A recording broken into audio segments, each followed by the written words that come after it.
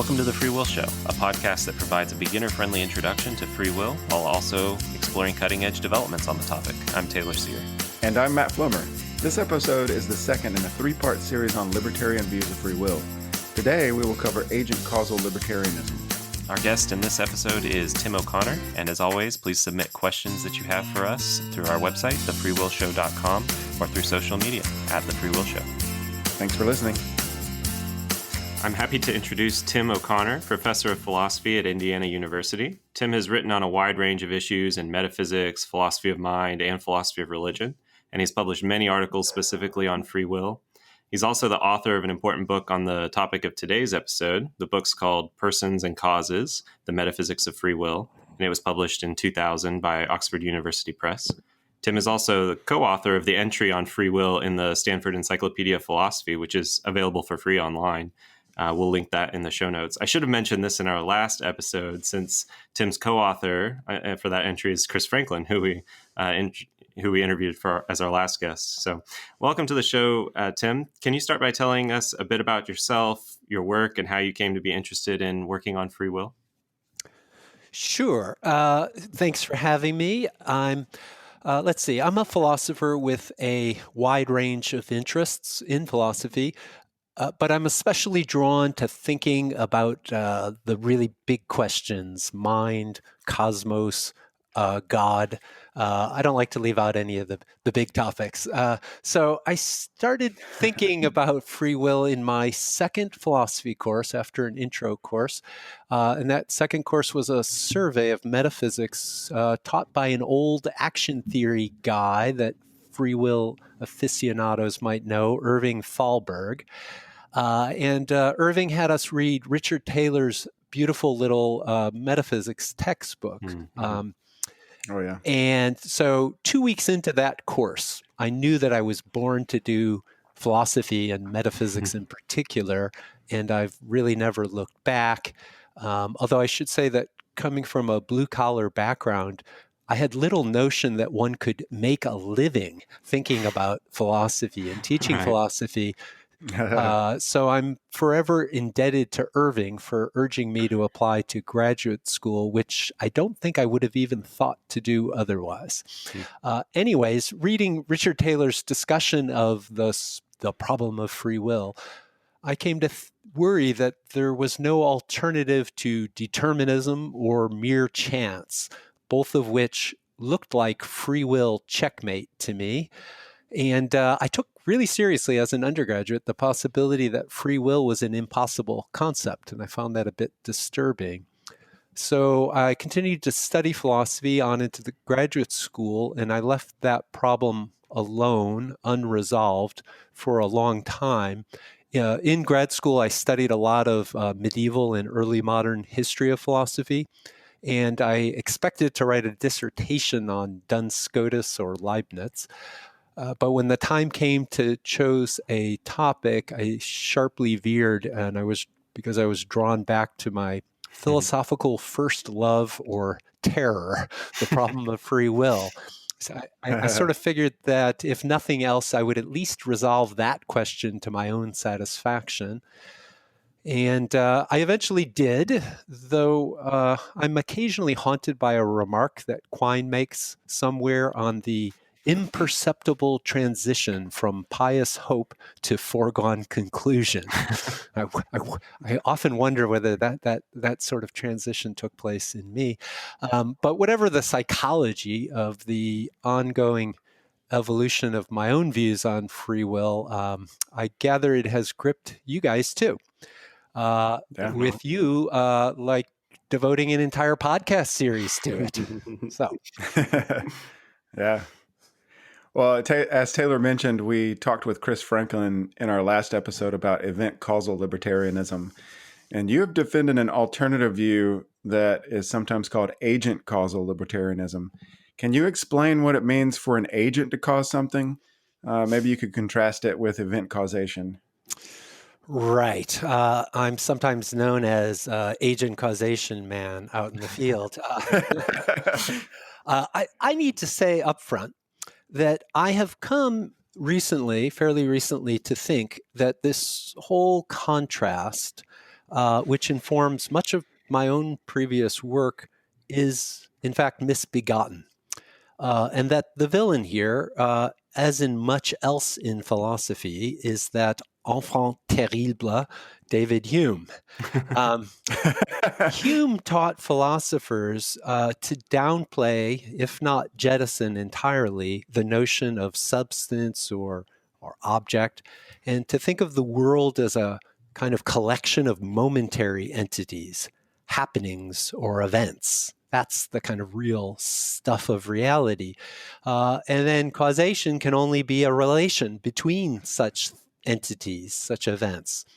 And as he thought of it, it's a relation that tracks or perhaps consists in certain recurring patterns among those events. So you might say for Hume, guns don't cause death and neither do people. The pullings of gun triggers cause deaths, Yeah. okay? So one response to this view.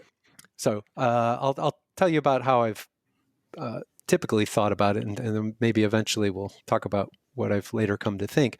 But so one response to this view, which was expressed by Hume's much underappreciated contemporary, Thomas Reid, and which I also held for a long time, was to say, right, that's the right analysis of causation out there in the impersonal world around us. One thing giving rise, one event, one occurrence giving rise to another. But it cannot be adequate to understanding our own agency, since it leaves out agents. It's a world of mere happenings in which no one does anything, except in a kind of derivative way by being a constituent of an event that does something. So we kind of are taken along for the ride by the events that course through us. And so it doesn't look like we control our own behavior in a way that's adequate to the way we ordinarily think, in which we hold one another responsible and credit one another for things we do that are challenging or difficult. So we're then led to postulate a fundamentally different kind of cause, agent causes, where that cause is a purposive, willing agent, like ourselves, and possibly other sort of agents there might be.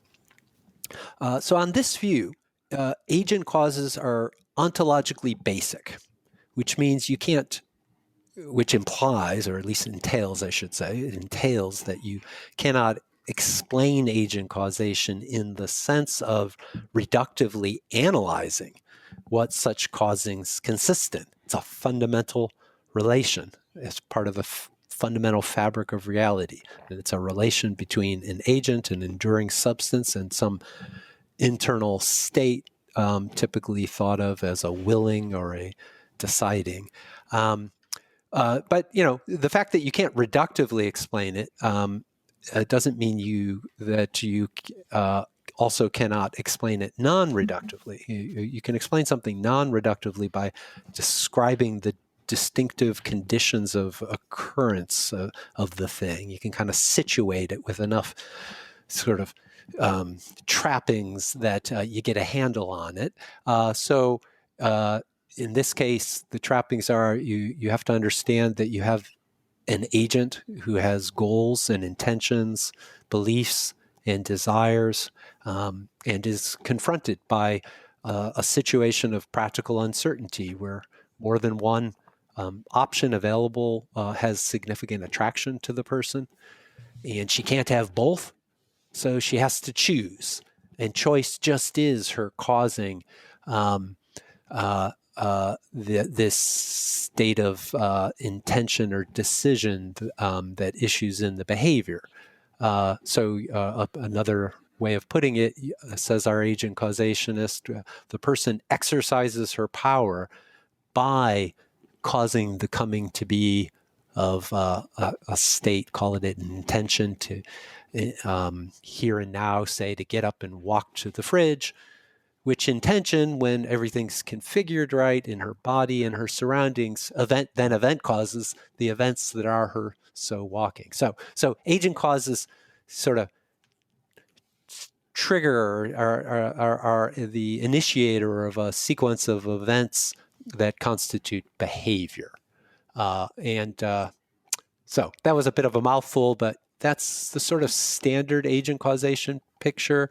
Maybe we can just start there, talk about it, and eventually I can tell you what I don't anymore like about it. All right. Well, I guess this is kind of a follow-up to that. Maybe you can ask for more clarification. Is agent causation a different kind of causation from event causation? Or is it just that the causal arrow is going between an agent and an event rather than between two events? Yeah.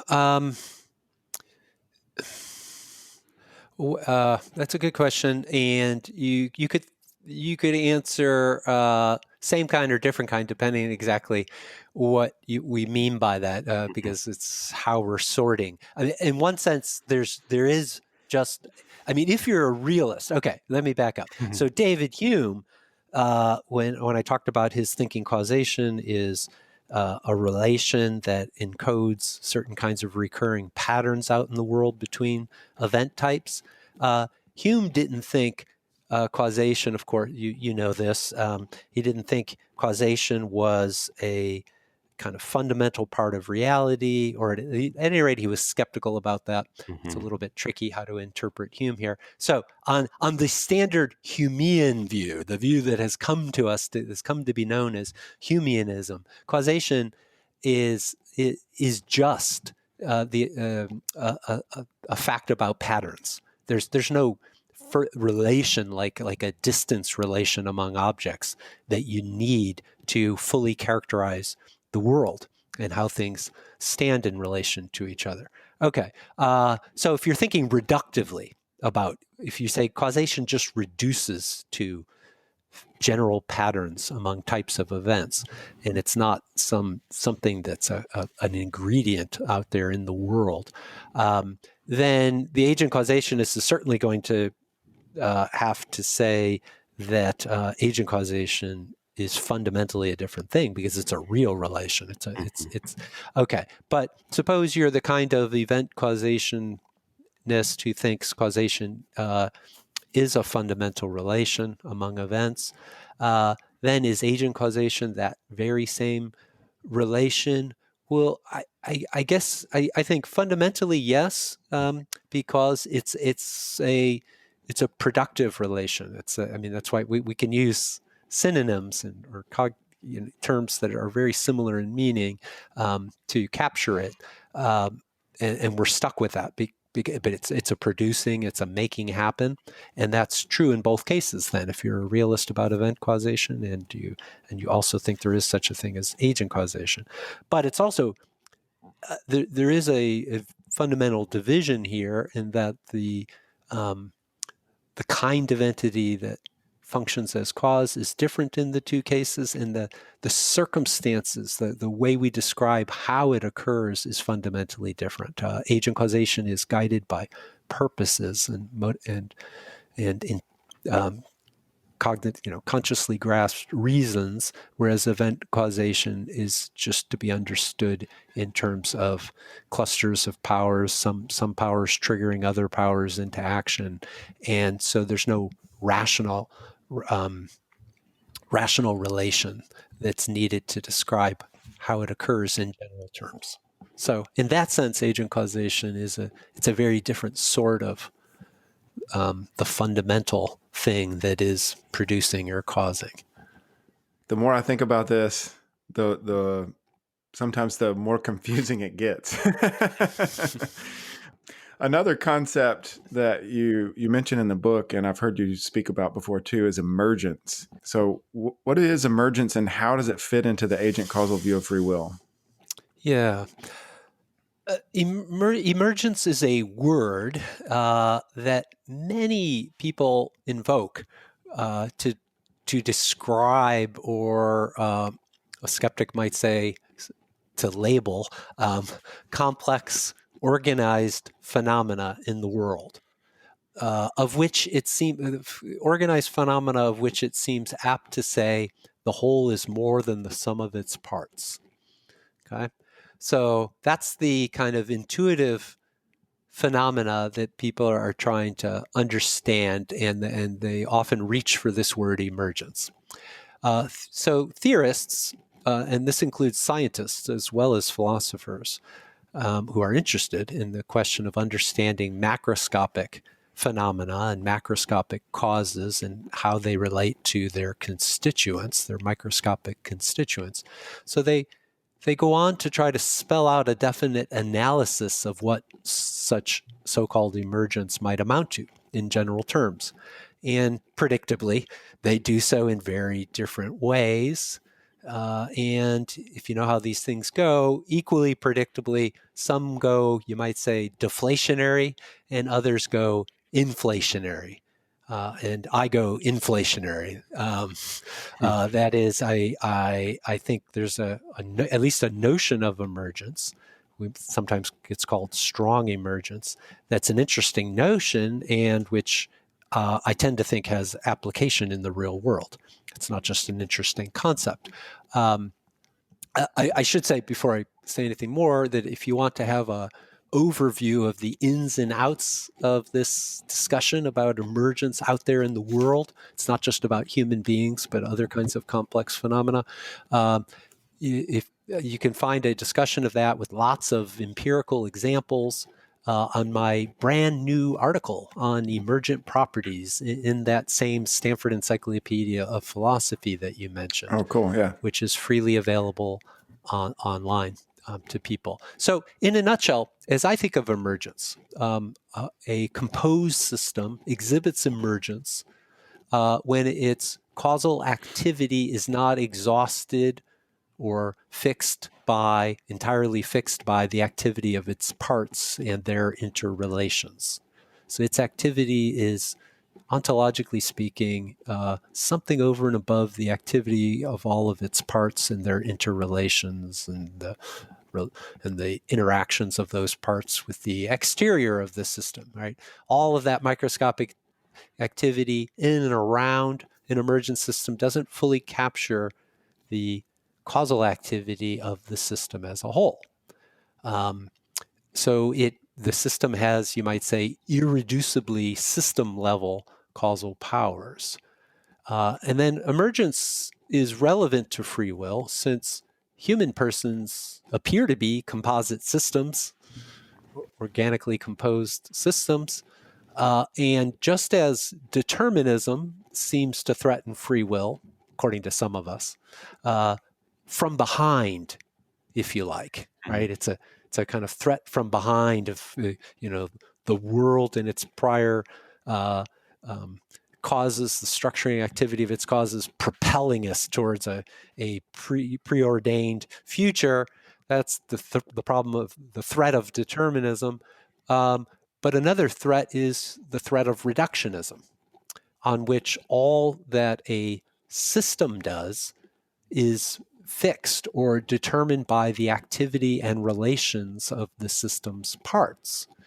So if I'm a composed entity, and if the blind and purposeless activity of my neurons, suitably arranged, and ultimately of the trillions of subatomic particles that compose those neurons, if all of that asymmetrically fixes every psychological event in me, that is, it fixes every event in me, and my psychology doesn't in turn fix my fundamental composing stuff. And so if that includes every choice I make, then it seems that the ultimate source of my decisions is that microscopic activity, which is non-intentional, non-purposive activity, not me. So you might call this the threat from below. So it's a distinct threat to free will.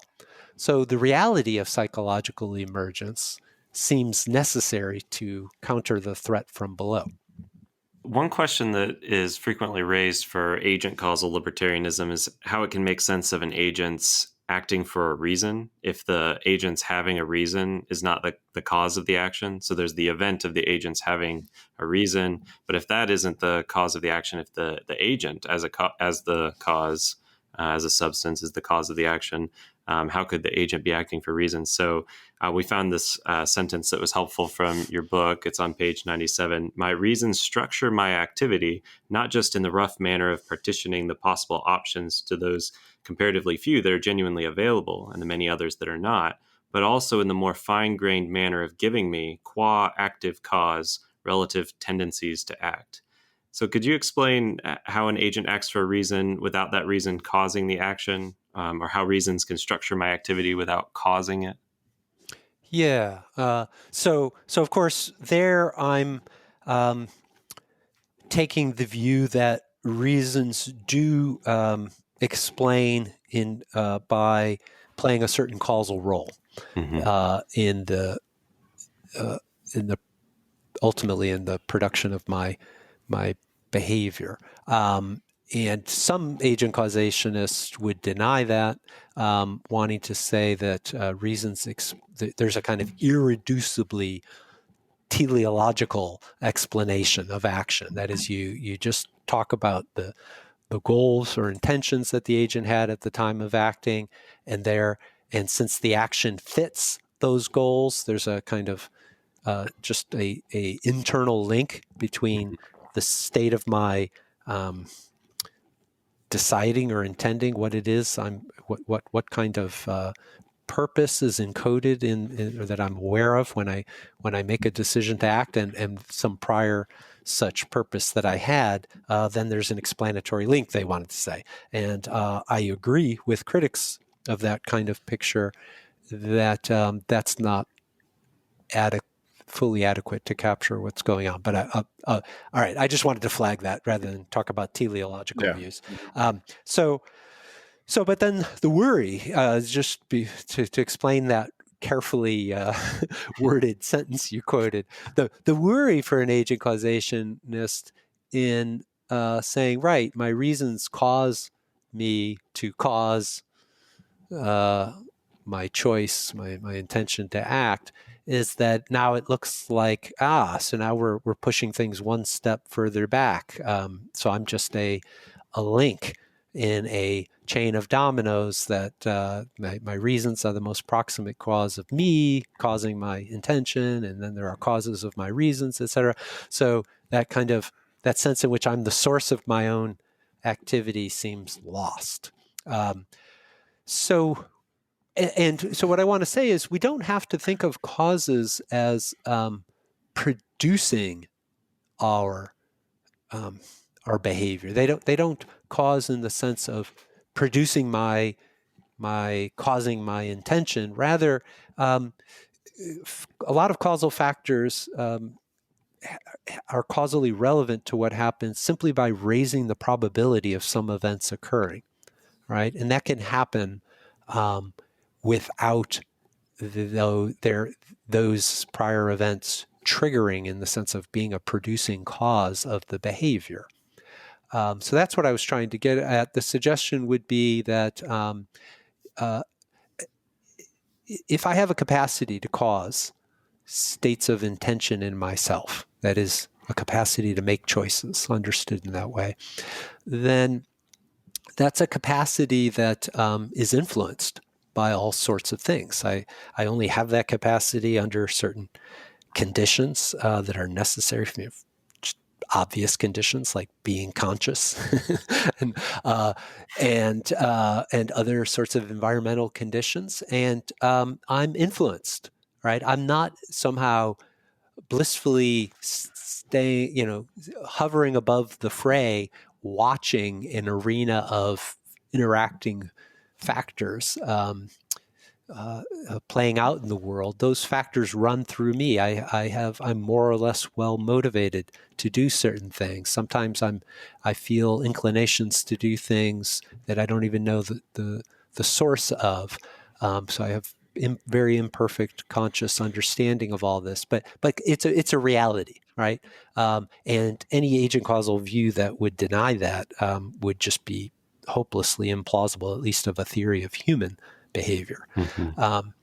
Because much of the time I'm not neutral between the options that I'm contemplating.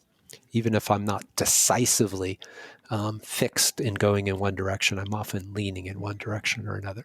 So how to understand that? Well, that seems to be the only clear way we have of understanding that idea of having inclination is to say we have to cash it out in causal terms. I have a certain causal, objective probability of choosing in a certain direction.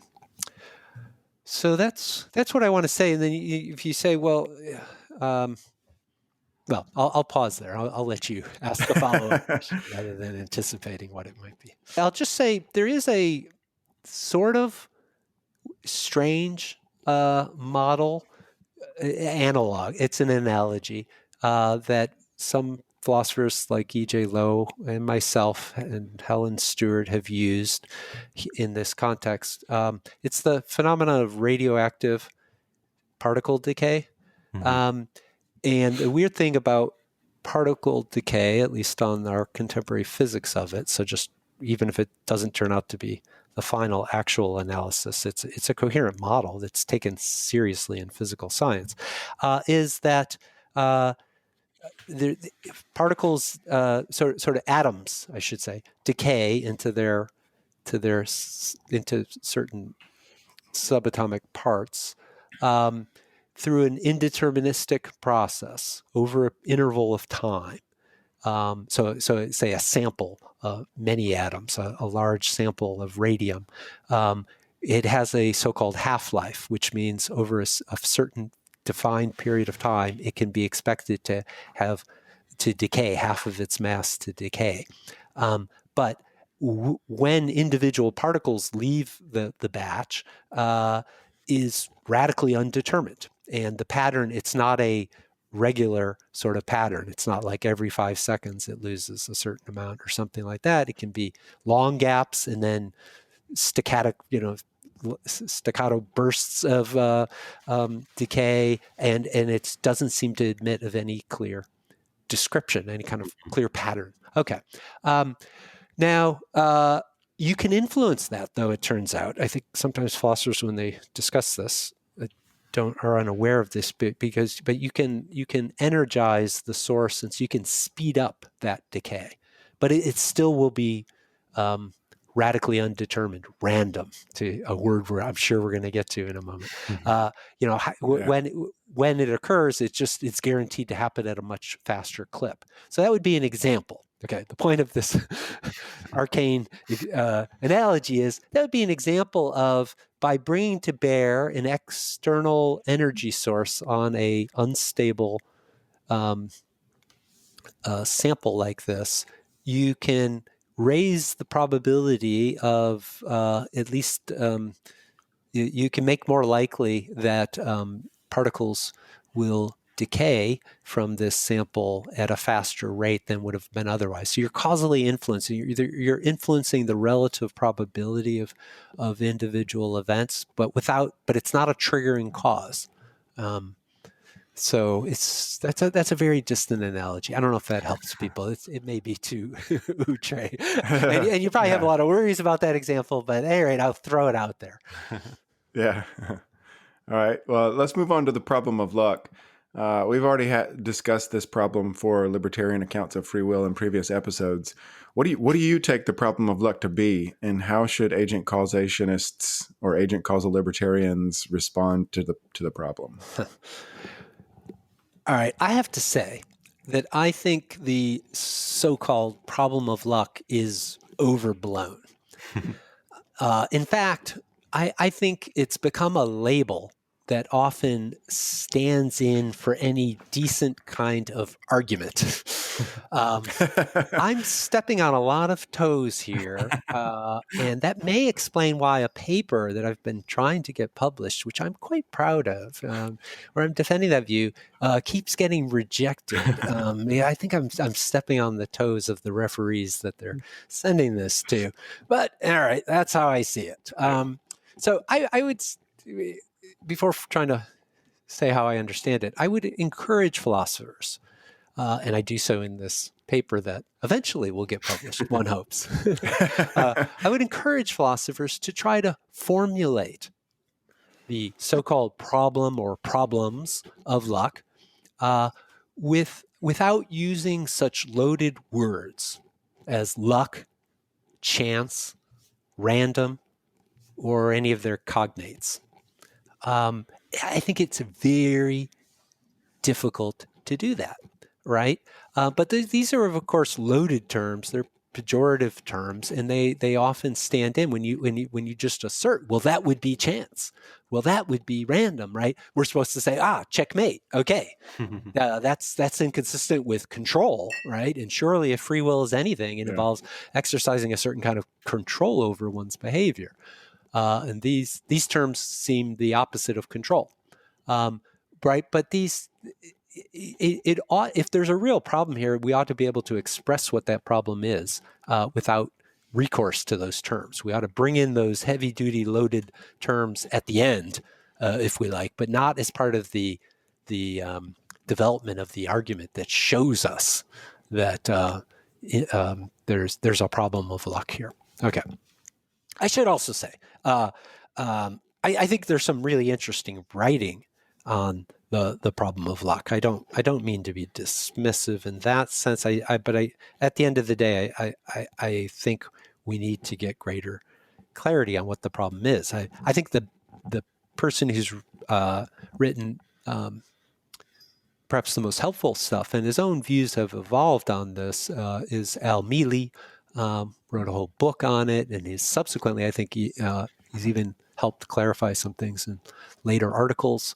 But I think you see in his own thinking the problem of luck is kind of mutating, it's shifting, it's becoming something else. And I just think it's often hard to keep track, because in certain philosophers' hands, you start off, the problem is some one thing, and then it seems under pressure of replies, it shifts into something else.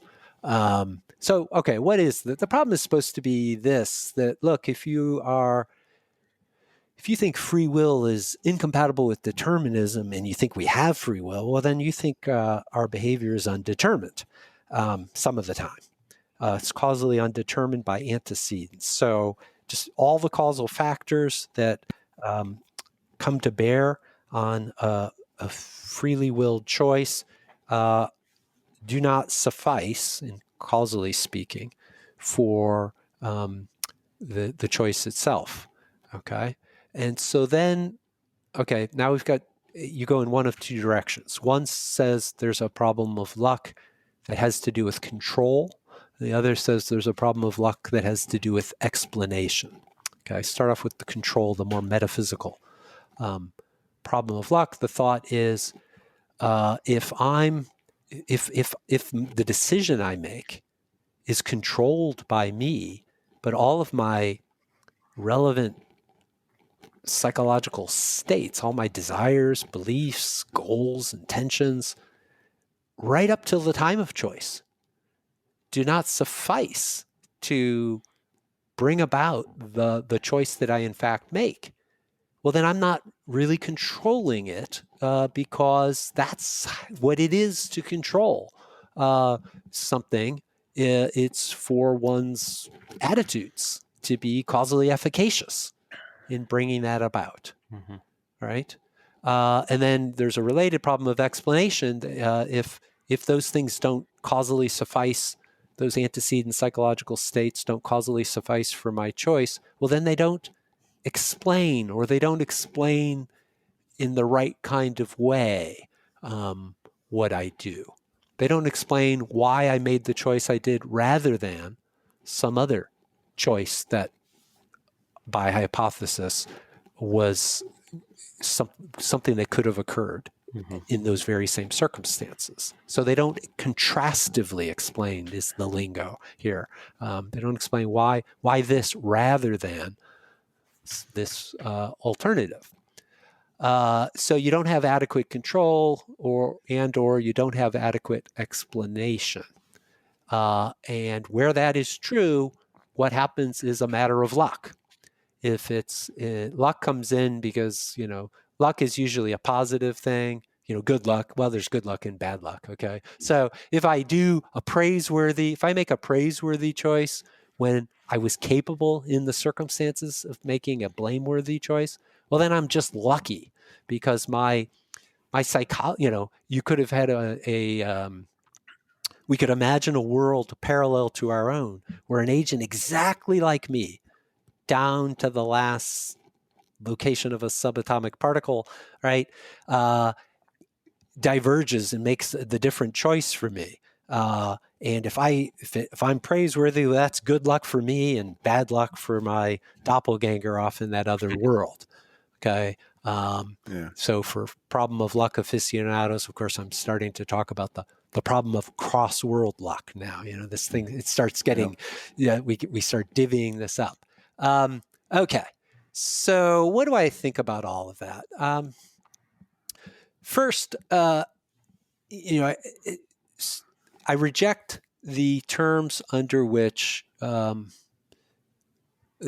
problem often gets expressed. That is, if you're an agent causationist, my control is exerted in the bringing about of the choice itself, right? It's not some antecedent factor that I manipulate, right, in the way that I can control the temperature of my room by pressing a button on the thermostat, which in turn leads to the altering the furnace so that the heat comes on and the temperature of the room eventually shifts, right? That's an indirect form of control.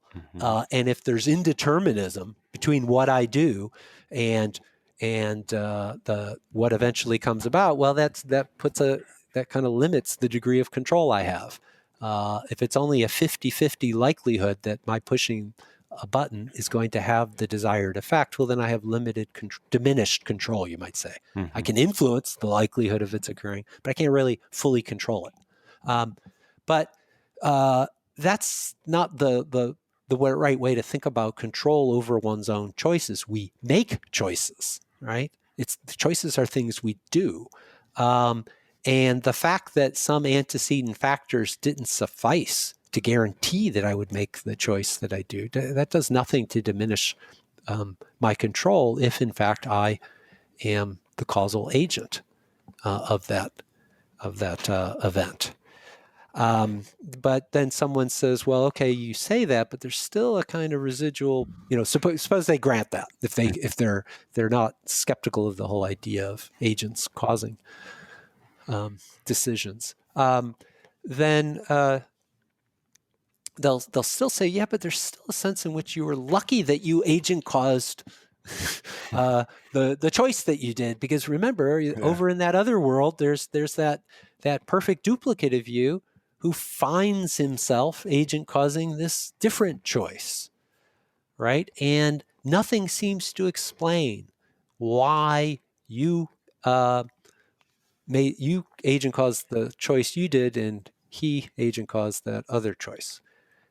Here I want to say, well, first of all, there is a different explanation, different antecedent psychological states are relevant to explaining my choice as opposed to his. Even that we shared all the same antecedent psychological states, but only some of those states are relevant to explaining why I did what I did. Let's say the choice is between sitting down and helping my daughter with her schoolwork or going out to the pub and drinking beer with friends. Okay, let's suppose I go to the pub, drink beer, and my doppelganger stays home and helps his daughter with her homework. Why did I go to the pub? Because I enjoy it. Was looking forward to drinking beer, which I like to do, and laughing with friends. Okay, and I'm aware that by going to the pub, I'll bring about these sort of outcomes. Okay, that explains why I made the choice I made. What explains my duplicates making the choice to help his daughter? Well, he desires to help his daughter succeed. He believes that he has a responsibility to do that, and so forth, whatever the details are. So you're going to give a different even though we were intrinsically identical at the time, you're going to give a different explanation of our different choices. Mm-hmm. Okay. Now, final thing. Sorry, I probably should let you interject. But final thing here, this is where people say, okay, well, what kind of explanation is that? because your desire to drink beer and laugh with friends, the other guy had that too, right? So in what sense does that desire, that prior desire of yours, explain what you did? And I want to say, well, it explains it it explains what I did. It doesn't explain why did I make the choice I did rather than another choice that I was equally capable of making, that I wasn't determined not to make. So there's two different things you could explain. You could explain the choice itself, or you could explain a more fine-grained explanation, why this rather than that. That kind of fact, the fact you did this rather than doing that, doesn't have an explanation on my view. And that's okay. That's the nature of undetermined events. They can't be explained in that way, but they can be explained. So I don't think contrastive explanation is the gold standard for explanation. It's just a sort of explanation that can be given in certain kinds of contexts, but it can't be given in other kinds of contexts. But it doesn't preclude the unavailability of contrastive explanation. Doesn't mean what I did was just random, like as if a tree just suddenly appeared here in the middle of the room I'm standing with no antecedent cause, right? An uncaused event, right? Radically uncaused event. It's not like that, right? It's explicable. It's just it lacks that kind of deterministic, precluding all other possibilities sort of explanation. I have a quick follow-up question. You can feel free to be as brief as you want on this. Do you think that agent causation is crucial to this story you want to tell in response to the so-called problem of luck? Or do you think basically the event causalist can mimic this response in terms of not needing to give a contrastive explanation of what the agent actually does? Great. So this is part of what's really going on in this forlorn paper that can't get published, which is a brilliant paper, by the way. One of the best things that has been written on this topic in quite some time, let me tell you. It's really frustrating to me. I really like this paper. Anyways, probably we're recording, right? So I'll leave it at that. I'll leave it at that. It'll probably be published by the time that we've released this episode. Yeah, okay. But in this, I think there's been a lot of confusion, including on the part of agent causationists, including myself up until fairly recent times. Because, right, agent causationists have wanted to say, event causation. This has been part of the standard shtick, right, of agent causationists against event causalists who just say, look, our agency just is the causal efficacy of our psychology, roughly speaking. That is, we act in virtue of having desires and goals and beliefs and intentions and so on that under structured deliberation evolve into decisions, causally evolve into decisions that lead us to do things. That's just what it is for us to exercise control over our behavior, right? And so if you have that picture, then right. So then the agent causationist comes along and says, but what you can't explain here is, why did your psychological states give rise to the choice that they did? There's a chanciness, right? In between you're having those states, there's a indeterministic gap, and the choice itself, something you did, and so there's supposed to be some kind of erosion of control or explanation, according to the agent causationist. But I think that's just confused, actually. And the event causationist should say, no, look, we've got a different picture of what control consists in, right? Rather than a primitive agent causal relation, we've got an event causal relation between psychological states and choices. And so my psychological states, you can't say, well, look, here's your psychology at time t1, and then here's the choice at time t2, right? The psychology it's there, And now we have to just wait and see what choice is going to, follow that psychological state you were in. And there's a gap there. You don't control it. There's nothing. No, you have no means of controlling what choice follows. And the event causationist should say, no, you're leaving something out here. The causing of the choice by those antecedent states. That's a real relation, right? And it's precisely that causing, bringing about of the choice in which my control resides, right? Mm-hmm. And so it was the fact that these psychological states brought about that choice in me, and then my duplicate over there, certain other psychological states brought about his choice, different, distinct choice over there, and that's how he exercised his control. We exercised our control differently. And I think it's precisely parallel. So really, the issue about event causation versus agent causation, it doesn't really add anything to the problem of free will. It's only how you prefer to think about the metaphysics of causation more generally that's going to influence which story you go for. That is, I now think that we should think of all causation as causation by substances. And it's because of that I believe I think we are agent causes, but that's not a weirdly different kind of causation from the kind of causation of computers and trees and subatomic causes like electrons and so forth. The only thing that it's a distinctively purpose. I'm a purposive cause. That is, I'm influenced, and so there are differences that have to do with how we understand purposive activity, the way reasons influence the causings of intentional agents.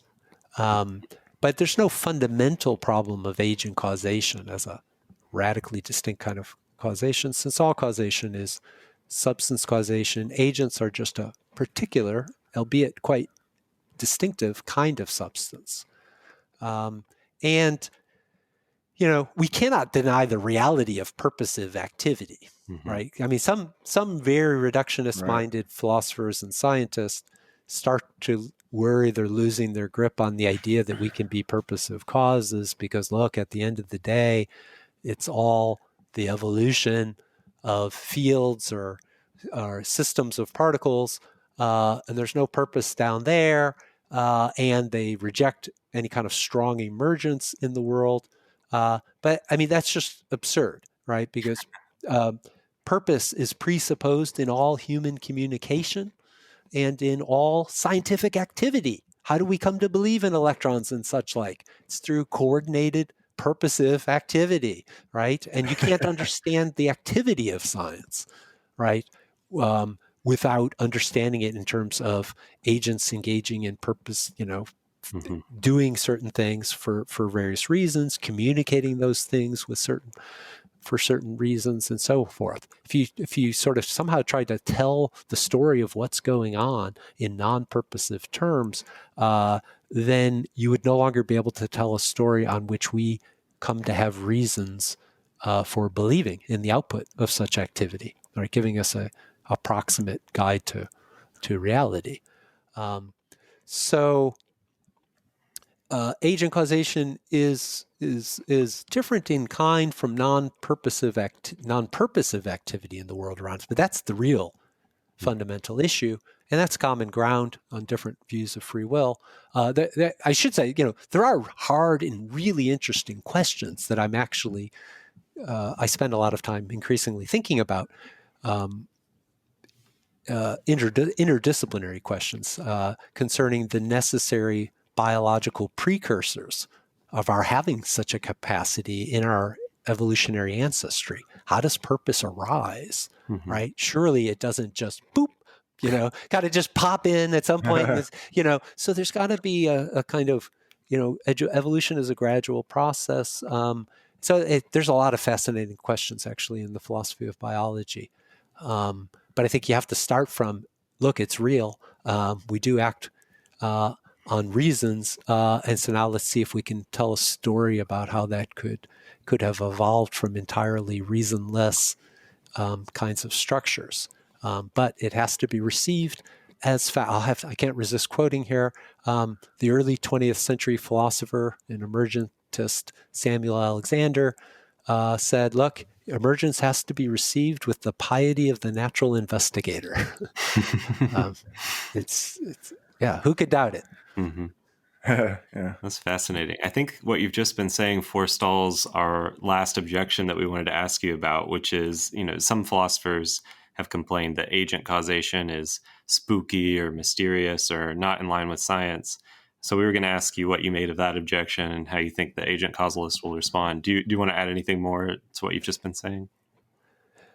Yeah. So on the older picture where you have two different kinds of causation going on, there is a bit of weirdness, and then it's just kind of rhetorical butt covering that you you have to engage in. Yeah, well, it's or bullet biting or whatever. You try to make that palatable. Saying, well, yeah, so that a nice thing about this is, unification is always good for explanatory purposes. Mm-hmm. So if we can unify our picture of the world and kind of minimize a divergence between radically distinct kinds, that's always progress. We're still going to have purposive and non-purposive, right? But that seems like a less fundamental divide in some ways. But maybe it's just a bulge in the carpet kind of thing, because there still is an important difference there. But the nice thing about it is it's not just the agent causationist who have to give an account of purposive activity and embedded within a non-purposive, more fundamental world. It's everybody who's thinking about free will. So that's progress. Great. If you Nice.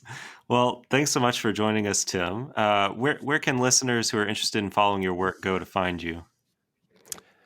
So a lot of articles are posted that I've written are posted on my website, which is just toconnor.org, T-O'Connor with a O-R, TOCONNOR.org. I actually need to update that, but I'm planning to do so in the next month or two. So by the end of by early 2021, that should be a fully updated website. The other thing I would mention, just thinking about this in relation to a class I'm going to be teaching in the spring, and was consulting this website called Closer to Truth, which is a really cool website. It's a PBS TV series, a neuroscientist who goes around interviewing scientists, philosophers, and theologians on the mind, cosmos, and God. So I have a lot of video clips on a bunch of topics, including some free will topics on that. It's very professionally done, and it's just, there are reams of material. It's just really with some really good scientists and philosophers. So I like going to that website and getting materials that I can use in classes. So you can also check me out there. Great. I've seen some of those videos. They're great. Yeah, we'll link all of those. Yeah, excellent resource. Yeah, we'll link all of that in the show notes too. All right. Awesome. Yeah, thanks again for being with us, Tim. In our next episode, we're going to be talking about non-causal libertarianism, and our guest will be David Palmer, who is an assistant professor of philosophy at the University of Tennessee.